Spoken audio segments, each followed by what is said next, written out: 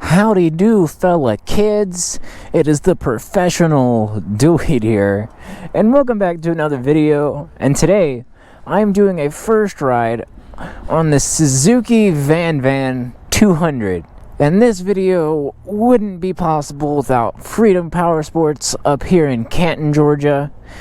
They are your go-to dealership for just about anything, and as you can see here, they just got in a whole bunch of Groms. So if you need a Grom, be sure to hit them up. And they have a really nice inventory and some really nice people. So if you're in the area, or if you're not, they are worth the trip to come check them out. Alright, with all that out of the way, let's get into the review.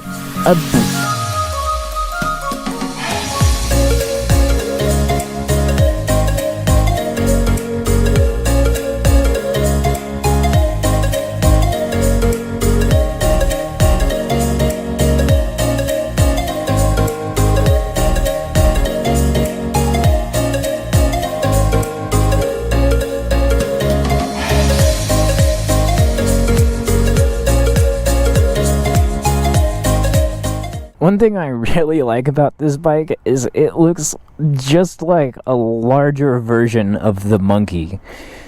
Because, I mean, if the Monkey's too small for you, this would be a nice step up. Because you've got a little bit of a larger engine, but you've got a larger bike. And let's be honest, pretty much almost made for the same thing. I mean, look at this rear tire. It's huge. Like, it's huge. And I really love the vintage styling of this bike. Because going down the road, people are going to be like, damn, what year is that? And you'll be like, it's brand new. And they'll be like, what? Those guys just looked at me like I was crazy.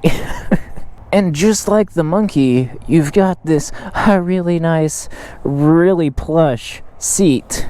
But unlike the Monkey, you've got bitch pegs. But also, look how small the exhaust is on this. Like, I hardly even be able to stick my pinky in there. Alright, with that out of the way, let's hop on this thing and get her cranked up. And like I usually point out, since it's a Suzuki, as you can see, it is in neutral, but it no start. You gotta pull in the clutch. I don't know. Alright, let's get to it.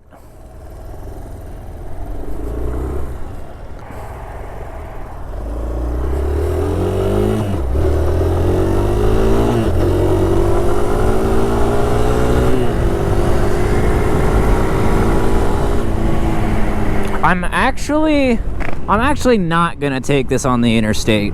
I mean, with it being a 200cc, it's not gonna like it, and I feel like I'm not going to either. So I'm gonna pop into Popeyes, get me a chicken sandwich, and then just head the other direction. 12 seconds later. And I apologize in advance for my lack of knowledge on this particular bike, because I didn't exactly plan on riding this when I came up here today, and they just said, hey, you should check this out. I went, alright. But it has a 200cc single cylinder engine, and I can't think of the horsepower, but here it is. And you might be wondering, well, what kind of rider is this bike marketed towards? Why? And well, the answer is, well, this is definitely a trail bike, meaning this would be a really good bike off-road. I mean, you saw how wide that rear tire was. I mean, so you can get that high maximum traction. And the suspension on it, it's good. It's good. Can you make up your mind as to what lane you want to be in? It would be much appreciated. Oh, thank you. Uh-oh. Alright, so I don't want to get on the interstate, but this is a turn lane to get onto the interstate. Let's see if this just has enough power to get in front of this Mazda.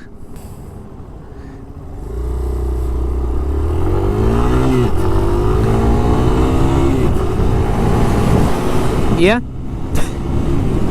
Granted, I could have done that on my Z125 if he was going to take off that slow. And another reason that why this would be a good bike for you is say if you're just a little bit too large to fit on a Grom or one of those smaller mini bikes. Well, this would be the next step up.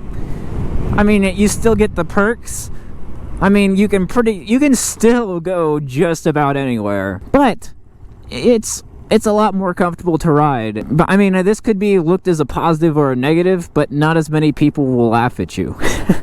That Charger came up behind me quite quickly. Please tell me that's not a cop. I just got my license back.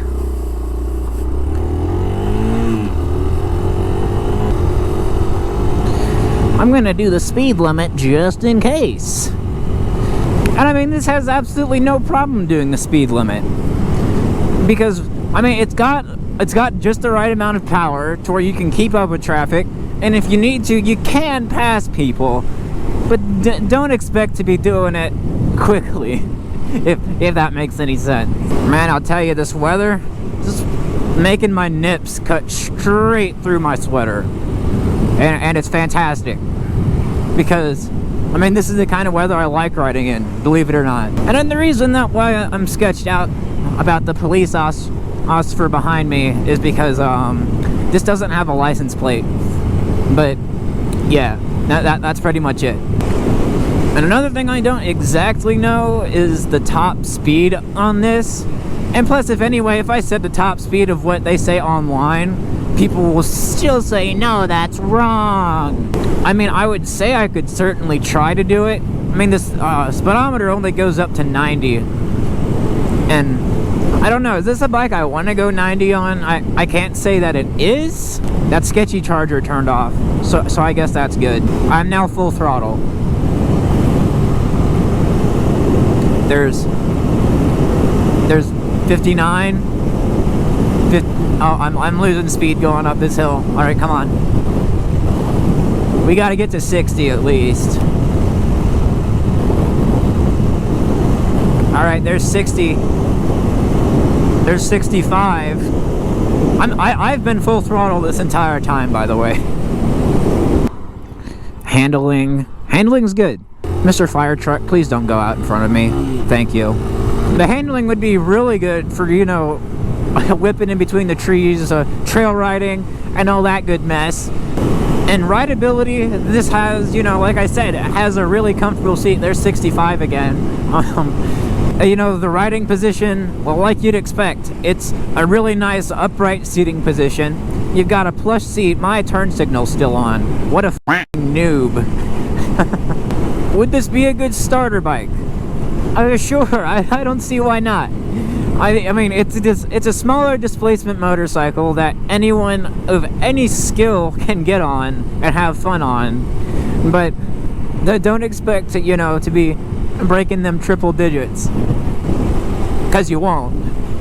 The only thing I would say why you should refrain from getting this as a starter bike is because it doesn't have a whole lot of power to get you out of sticky situations. And what I mean by that is, say if you need to change lanes and you can't slow down, but you need to get into, like, in front of a car. If you rip it, slowly but surely you'll be able to do it. And there was a good test on how the brakes work, and they work. It has a single disc brake in the front, and it's got a drum in the back. Wait, are they still called drum brakes on motorcycles? I don't know.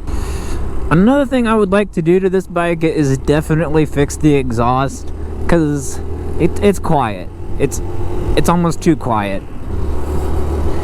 I mean, you gotta have some sort of presence to let people know you're there, and the horn, I mean, I guess that's fine for now.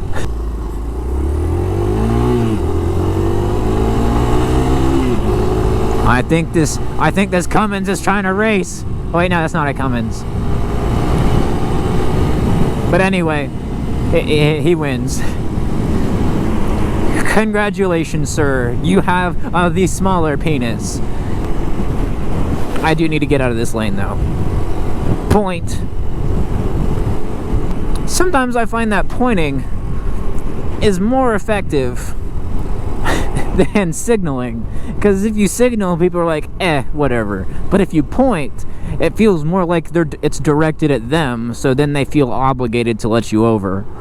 And I would say this would make a pretty good, like, commuter bike. Say if you don't live too far from work. I mean, you get some good fuel economy, and you can have some fun getting there. And, I mean, it's just an overall fun bike. Like, even just commuting to work. Alright, so, my GoPro died, so I guess that's cool. But, anyways, it's good that it died right as I pulled in. Otherwise, I'd be a little sad. But that is where I'm going to start wrapping up today's video. If you guys enjoyed, be sure you show some support by dropping a like. And if you're new around here, consider hitting that subscribe button. And if you have any suggestions as to what you want to see me ride next, be sure you leave a comment. Let me know what you want to see me ride next. And I'll try my best to try to get my hands on one. Alright, I'll see you guys in the next video. Peace out.